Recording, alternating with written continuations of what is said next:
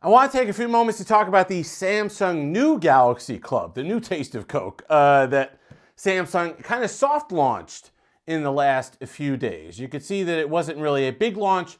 There wasn't a lot of hoopla about it, but it suddenly appeared on Samsung's site. You have to forgive me. Allergies have destroyed my voice, but we're going to power through this because there's a few things that we have to talk about. Essentially, don't sign up for this.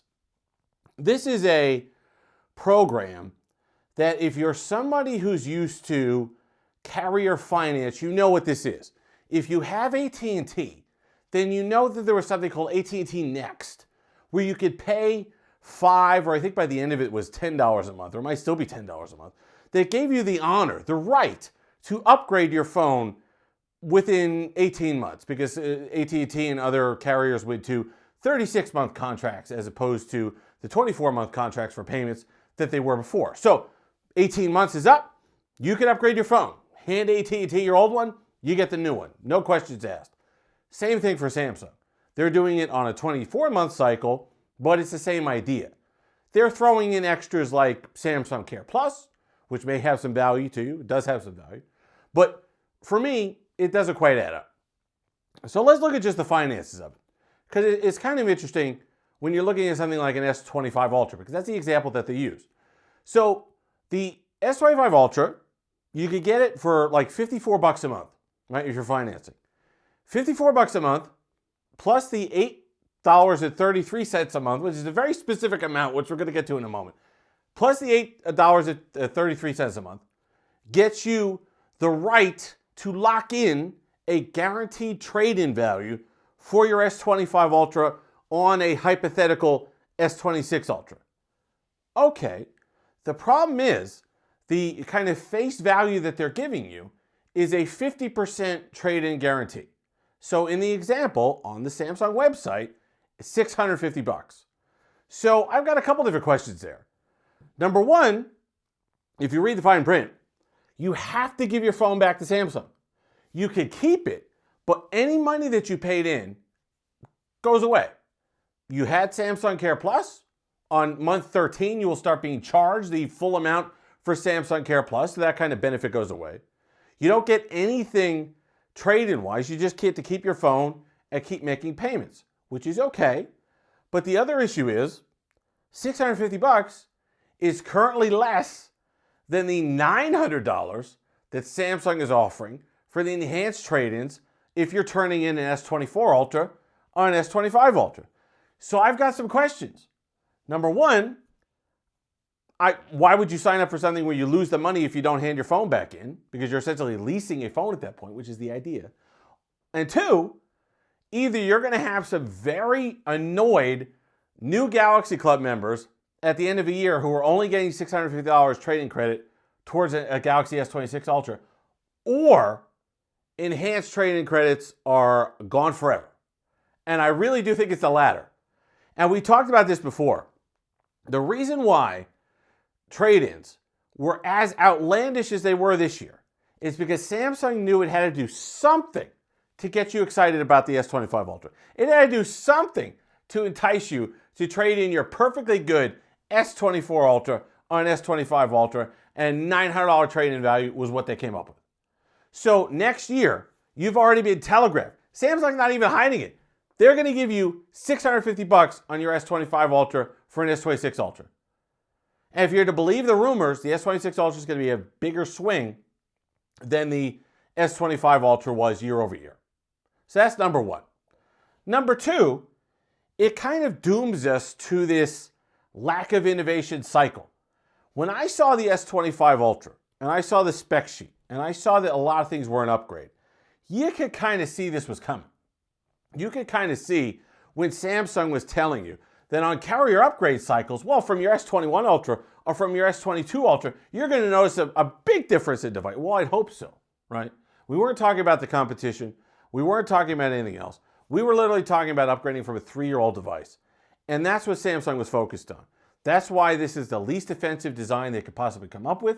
That's why it's not quite the innovation leap forward that we expected from this device. It's because Samsung was setting itself up for this, to where you could have that monthly fee that they were going to charge. They saw AT&T and Verizon. wildly successful with carrier financing. And you could jump up and down all you want and say, who finances these phones? Tens of millions of Americans do it. It's a successful model. So Samsung has set itself up to win the carrier store battle. And now on the other end, to basically duplicate that business model to have it on their own site. So you're not going to worry about what features are coming to your year-old phone. You're not going to worry about things like, when is One UI 7 coming to my Galaxy S24 Ultra? What Galaxy AI features are going to be coming to my S24 Ultra? You don't have to worry about that.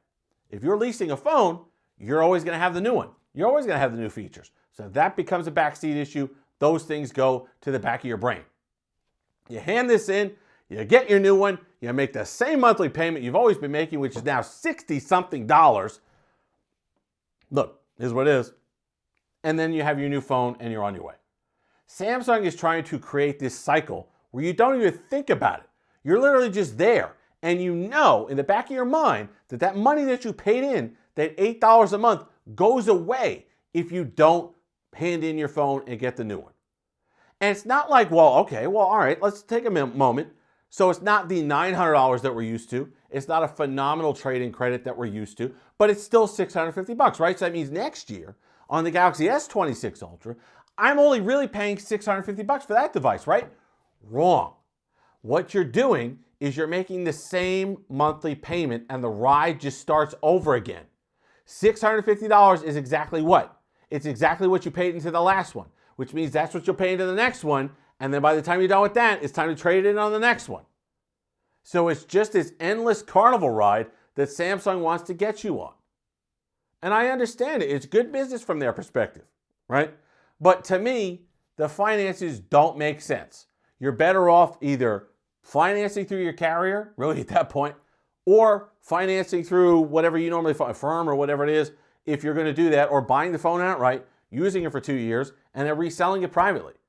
Because the disappointing part of all this is that in addition to the innovation going away, in addition to all the pains that we've had with the S25 Ultra, or waiting on the S24 Ultra, I should say, for One UI 7, the trade-in offers are done.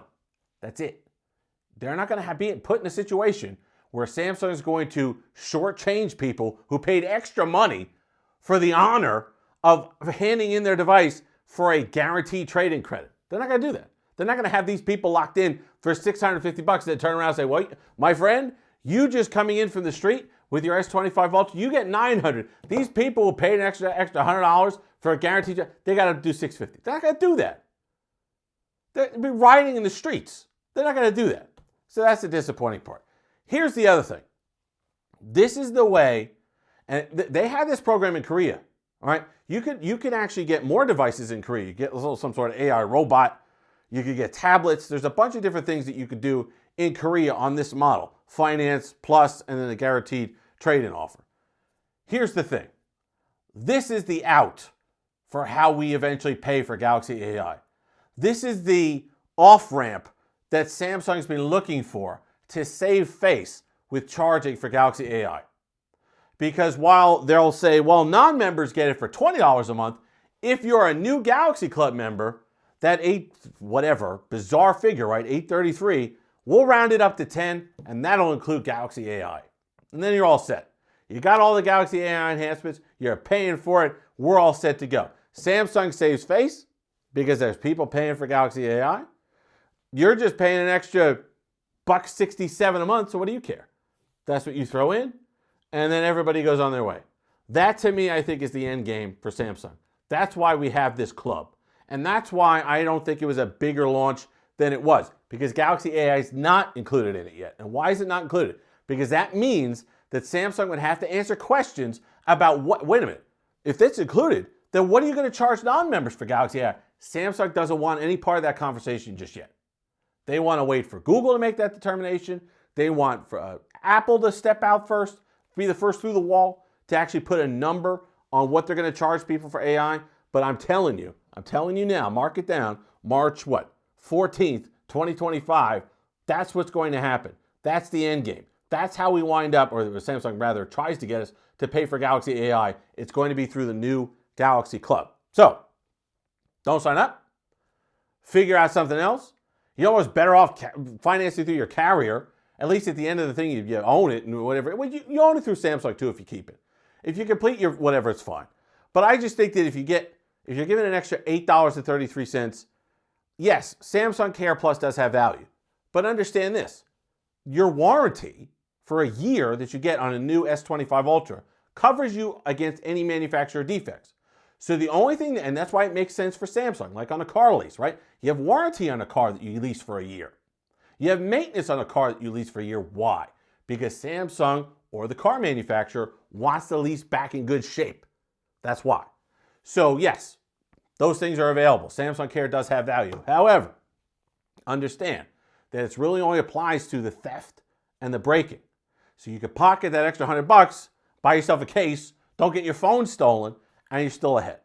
So I wouldn't do it. Personally, you're paying extra money to lock in a trade-in value that I think you could sell this phone for more than $650 privately at the end of a year. So I think that's why. But it's basically just Samsung locking people in and coming up with a way to lock you in, get you trading in those units, get you on a lease program so you're basically in a monthly payment for the rest of your life, and then have Galaxy AI rolled into a payment as well. If you've made it this far, like, comment, subscribe, all that fun stuff. Until next time, have that Steve-licious day.